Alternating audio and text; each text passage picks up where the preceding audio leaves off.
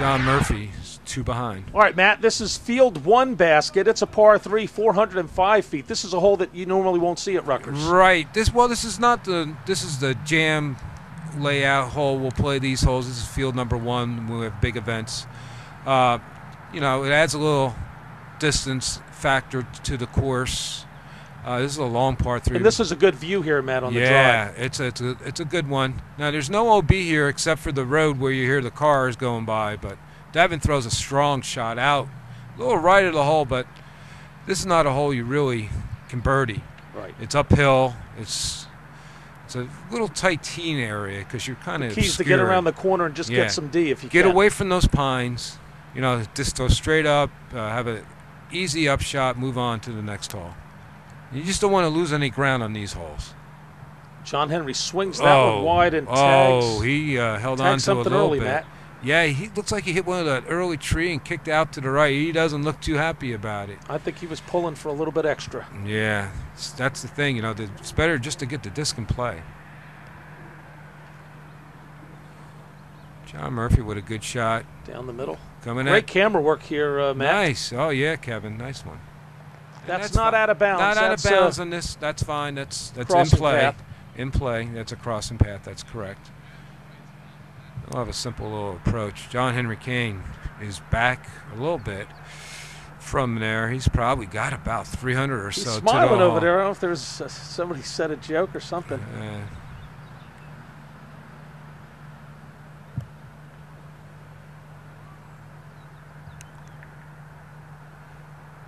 Let's go low and left. Oh, it looks like he's offline. Now, Matt, we saw 2 shots there where it looks like he just went for a little bit too much and was offline on both shots. Yeah, you know what? He got out of position on the first one, and he tried to make up too much on the second one and still didn't. You know, he's got a long way to go for a 3. Or you know, John Murphy is right there. Yeah, simple little up. He's inside the 5 feet.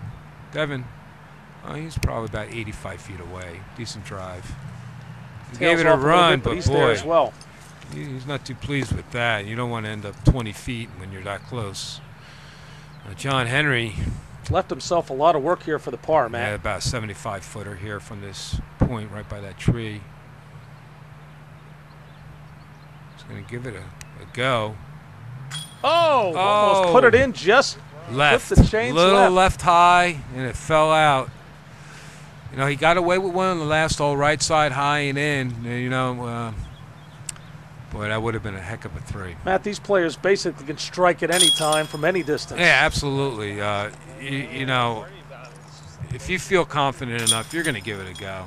You know I feel like within 80 feet I got a good chance.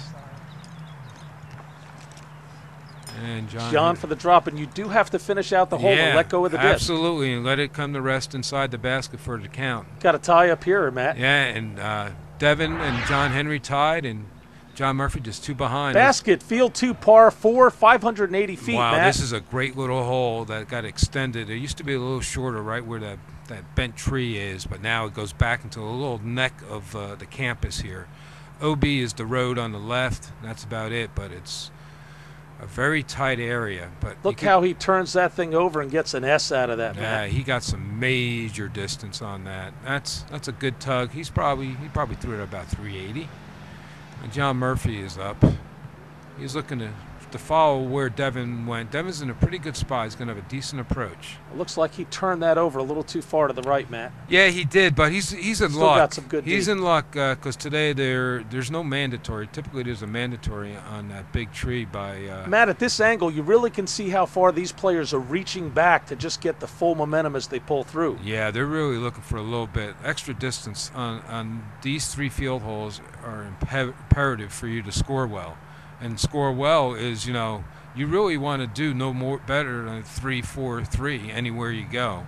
You know, that's typically what you want to do. If you do any worse than that, you're giving strokes away to the field, because you should be able to birdie, you know, 2 of these 3 holes, and I'm being a birdie 3. Looks like John Murphy's going to be up. Yeah. Looks are deceiving. Looks like he's closer, but he's pretty far out in that field. He's going to want to keep this one low. Yeah, now typically see this tree that's right there in front of us. That would be a mandatory. He would have to play to the left of that during the jam. But today, Bob decided not to make that a part of play today, so you can go out to the right there and gives you a little wider look. You can bring a hyzer shot for a righty coming in. Gets it low there, and look at that. Look at that, he pinned it. That's a nice shot. Stays underneath the trees, the yeah, branches. it's not something you normally see in play there. It was kind of a rare occasion.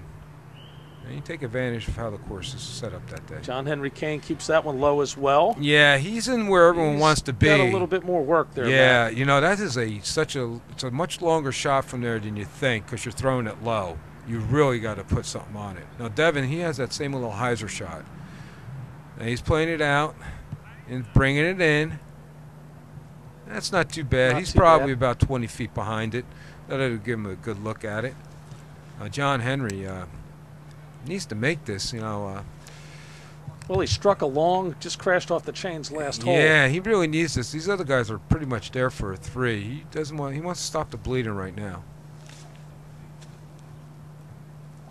And that carried just that was a little good long. run. Good run. He was probably just a foot long. Nothing to be disappointed about that. He gave it a chance. Now Devin with a good look at a 3 here.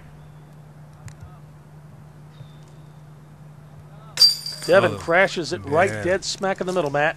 Yeah, he definitely putts a little harder, and it's effective here on the Mach 3s. But here's John Murphy again for another 3. Nicely done. Putt there. But back to what Devin, you know, the Mach 3, you can putt at those hard. But with these Mach 1s, even with the interchange, it's a softer touch. We saw him already spit out once, you know, an 8. So he's going to have to heed that warning as we get back to the other baskets. Taking his time, Matt. He's a deliberate player. He definitely is going to take his time. Nice and focused. Yeah, you know, he wants to make sure he's the 2 We're birdies. back to the 1 stroke between. Look at this. This is what we're looking for. 1 shot between first, 1 shot between second. All right, Matt, we're going to have more to come, so don't go away. We'll be right back with more of the Marcho St. Pat's Madness Disc Golf Tournament. Hi, I'm Val Jenkins, and you're watching Disc Golf Monthly, the show that brings you one step closer to the exciting sport of disc golf. Neurofibromatosis.